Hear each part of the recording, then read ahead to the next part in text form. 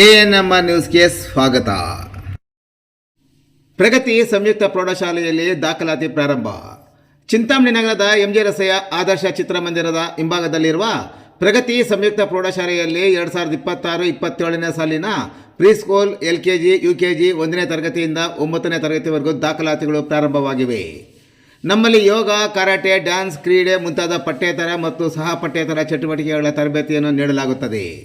ನಮ್ಮಲ್ಲಿ free school, lab, advance computer lab, digital class room, advance science lab ಜೊತೆಗೆ ಪ್ರತಿದಿನ ಮಗುವಿನ ಶೈಕ್ಷಣಿಕ ಅಭಿವೃದ್ಧಿಗೆ ವಿಶೇಷವಾದ ಗಮನವನ್ನು ನೀಡಲಾಗುವುದು. ಮಕ್ಕಳಿಗೆ ಸುರಕ್ಷಿತ ವಾಹನ ಸೌಲಭ್ಯವನ್ನು ಸಹ ಒದಗಿಸಲಾಗುವುದು. ಒಮ್ಮೆ ಭೇಟಿ ಕೊಡಿ. ಪ್ರಗತಿ ಸಂಯುಕ್ತ ಪ್ರೌಢಶಾಲೆ, MG ರಸ್ತೆ, ಚಿಂತಾಮಣಿ. ಹೆಚ್ಚಿನ ವಿವರಗಳಿಗೆ 8776576567 ಮತ್ತು 9164976866 ಮೊಬೈಲ್ ಸಂಖ್ಯೆಗೆ ಸಂಪರ್ಕಿಸುವುದು.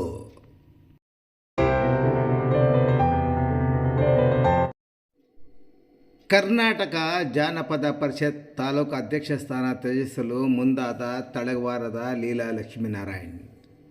ಯಾವುದೇ ಅನುದಾನವಿಲ್ಲದೆ ಇದ್ದರೂ ಜಾನಪದ ಸಂಸ್ಕೃತಿಯನ್ನು ಬಿಂಬಿಸುವ ಕಾರ್ಯಕ್ರಮವನ್ನು ಮಾಡುತ್ತಿದ್ದು, ಕಳೆದ 3 ವರ್ಷಗಳಿಂದ ಜಿಲ್ಲಾ ಸಂಘದ ಅಧ್ಯಕ್ಷರು ಸ್ಪಂದಿಸಿದ ಹಿನ್ನೆಲೆಯಲ್ಲಿ ಕರ್ನಾಟಕ ಜಾನಪದ ಪರಿಷತ್ತು ಚಿಂತಾಮಣಿ ತಾಲೂಕು ಅಧ್ಯಕ್ಷರಾಗಿರುವ ತಳವಾರ ಲೀಲಾ ಲಕ್ಷ್ಮೀನಾರಾಯಣ್ ಅವರು ಅಧ್ಯಕ್ಷ ಸ್ಥಾನವನ್ನು ತ್ಯಜಿಸಲು ಮುಂದಾಗಿದ್ದಾರೆ. ಅವರು ಭೇಟಿ ಮಾಡಿದ ವರದಿಗಾರರೊಂದಿಗೆ ಮಾತನಾಡಿ 2021 ಜುಲೈ 18ರಂದು ಕರ್ನಾಟಕ ಜಾನಪದ ಪರಿಷತ್ ಉಷಾ ಶ್ರೀನಿವಾಸ್ ಬಾಬುರವರು ಚಿಂತಾಮಣಿ ತಾಲೂಕು ಕರ್ನಾಟಕ ಜಾನಪದ ಪರಿಷತ್ ಅಧ್ಯಕ್ಷರಾಗಿ ನೇಮಕ ಮಾಡಿದ್ದರು. ಅಂದಿನಿಂದ ತಾಲೂಕಿನಲ್ಲಿ ಜನಪದ ಹಬ್ಬಗಳಾದ ಸಂಕ್ರಾಂತಿ ಹಬ್ಬ ಸೇರಿದಂತೆ ವಿವಿಧ ಕನ್ನಡ ಪರ ಸಂಘಟನೆಗಳು ಮತ್ತು ಮಹಿಳಾ ಸಂಘಟನೆಗಳ ಮೂಲಕ ತಾಲೂಕಿನಲ್ಲಿ ಹಲವಾರು ಜಾನಪದ ಸಂಸ್ಕೃತಿಯನ್ನು ಬಿಂಬಿಸುವಂತಹ ಕಾರ್ಯಕ್ರಮವನ್ನು ಮಾಡಿಕೊಂಡು ಬಂದಿರುತ್ತೇನೆ.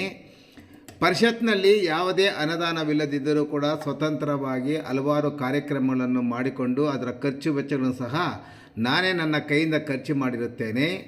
ಆದರೆ ಕಳೆದ 3 ವರ್ಷಗಳಿಂದ ಚಿಕ್ಕಬಳ್ಳಾಪುರ ಕರ್ನಾಟಕ ಜಾನಪದ ಪರಿಷತ್ನ ಜಿಲ್ಲಾಧ್ಯಕ್ಷರು ಯಾವುದೇ ಸಂಪರ್ಕಕ್ಕೆ ಸಿಗುವುದಿಲ್ಲ. ಹಾಗಾಗಿ ಅವರ ಅನುಪಸ್ಥಿತಿಯಲ್ಲಿ ಕೆಲಸ ನಿರ್ವಹಿಸುವುದು ಸರಿಯಲ್ಲ. ಆದ್ದರಿಂದ ನಾನು ಕರ್ನಾಟಕ ಜಾನಪದ ಪರಿಷತ್ತಿನಿಂದ ದೂರವಿರಲು ಹಾಗೂ ವಿದಾಯ ಹೇಳಲು ಬಯಸಿದ್ದೇನೆ ಎಂದರು.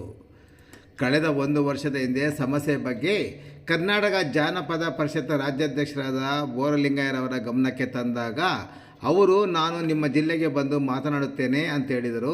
ಆದರೆ ಅವರು ಇದುವರೆಗೂ ಬರಲಿಲ್ಲ, ಮತ್ತೆ ಅದರ ಬಗ್ಗೆ ಏನು ಪ್ರಸ್ತಾಪವೇ ಮಾಡಲಿಲ್ಲ ಎಂದರು. ಒಂದು ವೇಳೆ ನಮ್ಮ ಕರ್ನಾಟಕದ ಜಾನಪದ ಪರಿಷತ್ ರಾಜ್ಯಾಧ್ಯಕ್ಷರು ನಮ್ಮ ಸಮಸ್ಯೆಗಳು ಕೂಡ ಗಮನ ಹರಿಸಿ ಸಹಕಾರ ಕೊಡುವುದಾದರೆ ಅಧ್ಯಕ್ಷ ಸ್ಥಾನದಲ್ಲಿ ಮುಂದುವರಿಯುತ್ತೇನೆ. ರಾಜ್ಯಾಧ್ಯಕ್ಷರಿಂದಲೂ ಸ್ಪಂದನೆ ಸಿಗದಿದ್ದ ಪಕ್ಷದಲ್ಲಿ ಕರ್ನಾಟಕ ಜಾನಪದ ಪರಿಷತ್ ತಾಲೂಕು ಅಧ್ಯಕ್ಷ ಸ್ಥಾನಕ್ಕೆ ಸಂಪೂರ್ಣವಾಗಿ ವಿದಾಯ ಹೇಳುವುದಾಗಿ ಅವರು ವಿವರಿಸಿದರು.